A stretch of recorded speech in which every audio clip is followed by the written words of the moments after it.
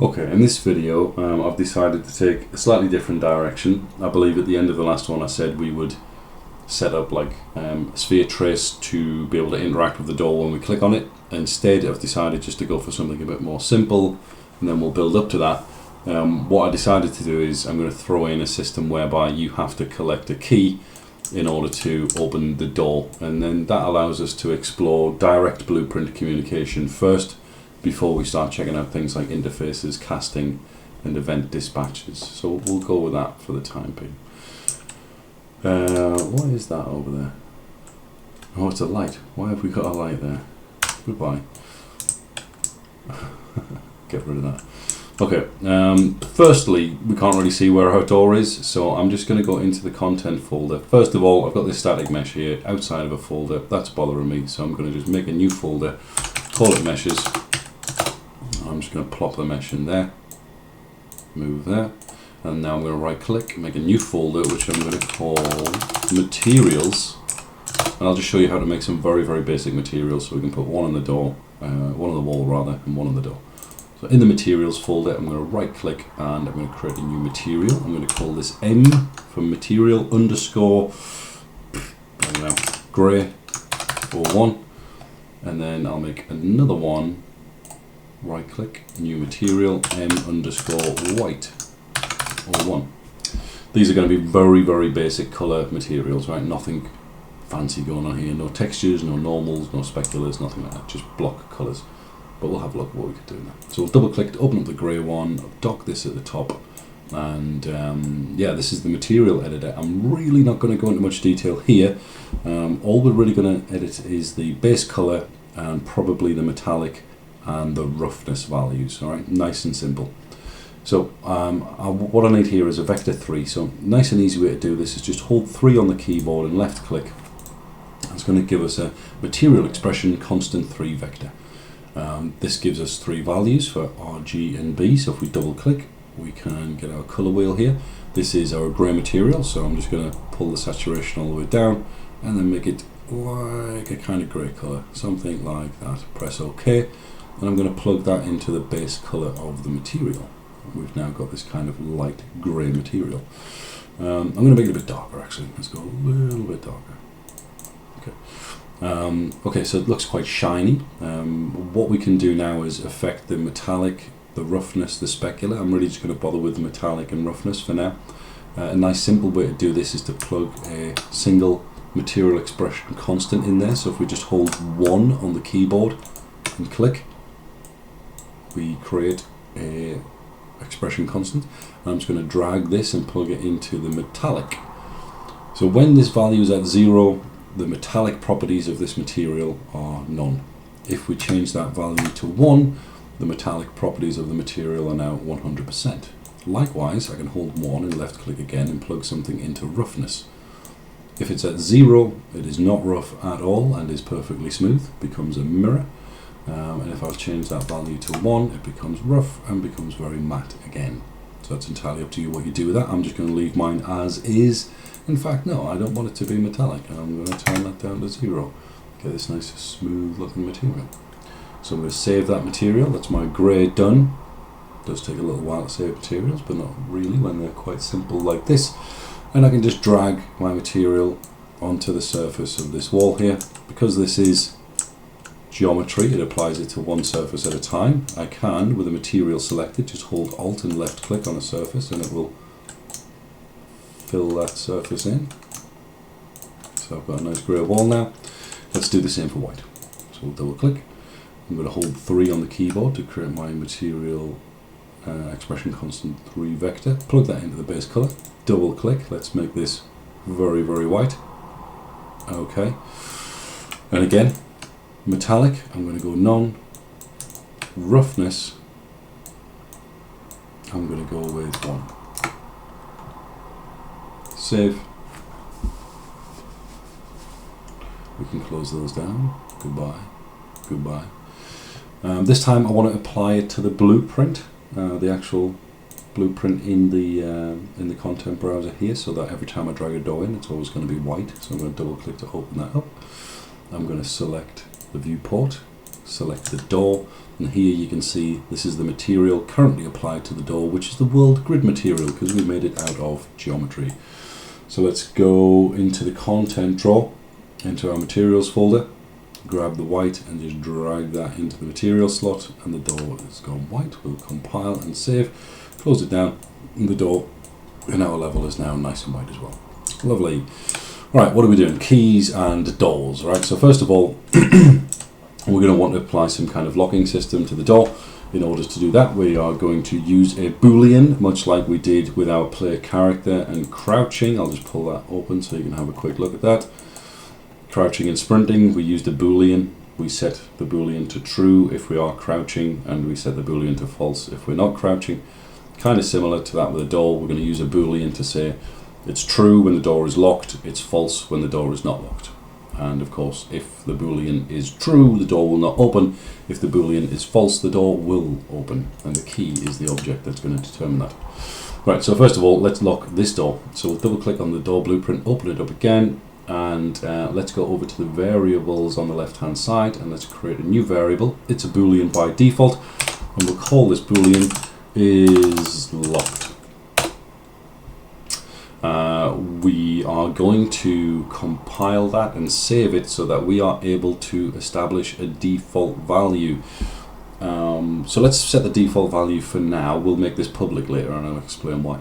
Let's set the default value for now as true. So the door starts as locked, is true, therefore the door won't open, but obviously it doesn't do anything yet. It's just a variable that's sat there doing nothing. So let's use it to determine whether the door can open. So we're going to break our links here. Okay, so we're going to take is locked, we're going to get it, we're going to pull the pin out, search for a branch to check it, and we'll say, right, when the overlap occurs, check to see if is locked is true or false. If is locked is true, do nothing. If is locked is false, the door can open. And we'll do the same down here. So I'll just grab these two, hold Control, press D on the keyboard to duplicate, plug that in there, false goes into reverse. So now our door won't open. Let's check that out, see if that works. Let's walk up to our door. Door's not opening. Good. Okay, so we've got a lock. The next thing we need is some kind of key to unlock our door. So let's make a new blueprint for that. So back into the content browser, into the blueprints folder, let's right click, blueprint class. Let's create an actor again. We're going to call this VP underscore key underscore 01. Let's double click to open it up. I'm just going to put a very, very simple mesh in here to act as my key. So let's add a sphere. Why not? Let's put a sphere in there. Oops, I've just called it by mistake. Let's undo that. I am going to scale this thing down. Don't want a giant key, but we'll make it quite large. That sphere should probably do. With the collision presets, what I'm going to do, because this mesh should have collisions on it, let's check, right? So at the moment, the collision of this sphere is set to block all dynamics. So, in theory, if I put this key in the level, and we run up to it, it should, yeah, it's blocking the player from passing through, which is not ideal. We don't want that for this. What we're going to do is when we just run over it, we've collected the key. So let's go back into the key blueprint, and I'm going to change its collision preset from block all dynamic to custom, and I'm going to get it to ignore everything except for pawns. So let's compile and save that. Let's check it by going to the event graph, get rid of these. Let's right click on our sphere, add an event on component begin overlap, and let's just get it to say hello if it detects a collision. So let's run over it. Hello, great, okay, it's recognizing the collision, lovely. Let's close that down, get rid of the print string. So firstly, what we could do is take this pin out and destroy the actor. Compile, save, press play. So when we run over our sphere, pop, it disappears. Collected for all intents and purposes. But in between us colliding with it and it destroying itself, we needed to send a message to the door to say, I've been collected, you need to change your boolean to true. No, to false. So let's do that. So we're going to use what is known as direct blueprint communication, which is particularly handy when you've got two things that are already placed in the level and we can kind of link them together. It doesn't have to be two things, it can be multiple things, but in this instance it's going to be two things, this key here and this door here.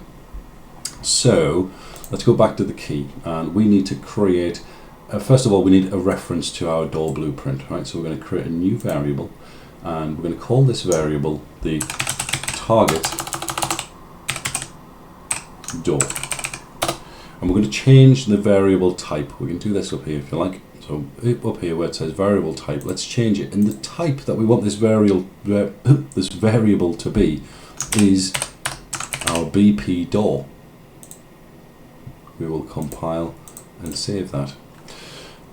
We are going to make this variable public, right? So that basically means at the moment when I select my key in the level, I can't see that variable. It's not exposed here for me to have a look at unless we go back to the key, make this a public variable, compile, save that. You can also do this over here, instanced editable. You can do that if you want to do it that way. Compile, save, back to our level. You can see now here is our target door. And what we want to do here is say, right, this key is going to talk directly to that door, and in order to do that we use this eyedropper icon to pick an actor from the scene. You'll see that once it finds a compatible actor it will allow you to do that.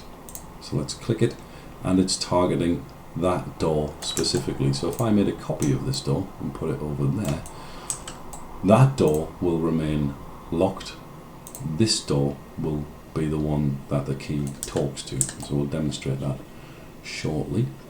In fact, I think I'll copy. No, I was going to copy the wall as well, but let's not bother doing that. So we're almost there. We could do this in a number of ways. I think the way I like to do this is to go into the door, and I'm going to create what's called a custom event. So it's making an event of our own. So I'm going to add a custom event. I'm going to call this custom event key collected. When this event fires, I want to drag in my isLocked boolean, and we want to set isLocked to false. So basically we're saying, I don't know that one. Thanks Alexa, you can go now. That was nice of you to say so. Sorry, I don't know that. Okay. That was my Alexa chiming in for some unknown reason. So yeah, when this event here, this custom event, when that fires off, it is going to set our variable isLocked to false, which means that the next time the player overlaps with the box, the door will open and close.